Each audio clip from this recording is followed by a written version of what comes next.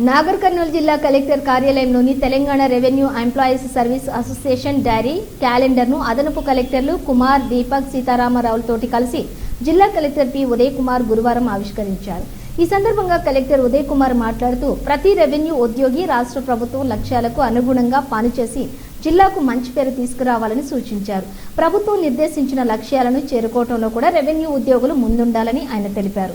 రాష్ట్ర ప్రభుత్వం ఎంతో ప్రతిష్టాత్మకంగా అమలు పరుస్తున్నటువంటి 5 గ్యారంటీల దరఖాస్తుల ఆన్లైన్ నమోదులోని రెవెన్యూ అధికారులు ప్రత్యేక శ్రద్ధ వహించి వెంటనే ఆన్లైన్ ప్రక్రియ పూర్తి అయ్యేలా చూడాలని కలెక్టర్ సూచించారు.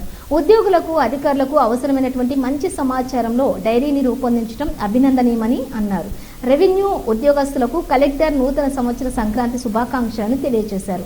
రెవెన్యూ ఎంప్లాయీస్ సర్వీసెస్ అసోసియేషన్ జిల్లా అధ్యక్షులు శ్రీనివాస్ మాట్లాడుతూ గ్రామీణ స్థాయిలో ప్రజలకు అవసరమైనటువంటి ప్రభుత్వ పరంగా సేవలు అందించేందుకు రెవెన్యూ ఉద్యోగస్తులు పునరంకితమవుతూ రెవెన్యూ శాఖను పూర్వ వైభవంగా రెవెన్యూ సిబ్బంది పనిచేస్తూ ఉన్నామని హామీ ఇచ్చారు.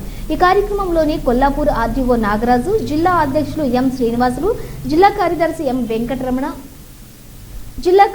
వెంకటరమణ, అసోసియేషన్ ప్రెసిడెంట్ ఖాజా మైనుద్దీన్, జిల్లా కోశాధికారి Karunakar, collectorate AO Chandrashekar, Tabitha, Rani, Karthik Kumar, Srinivasulu, Ibrahim, Saidulu, తహసీల్దార్లు జాకీర్ అలీ, డిప్యూటీ తహసీల్దార్లు ఖాజా మైనుద్దీన్, రఘు, రెవెన్యూ ఉద్యోగస్తులు తదితరులు పాల్గొన్నారు.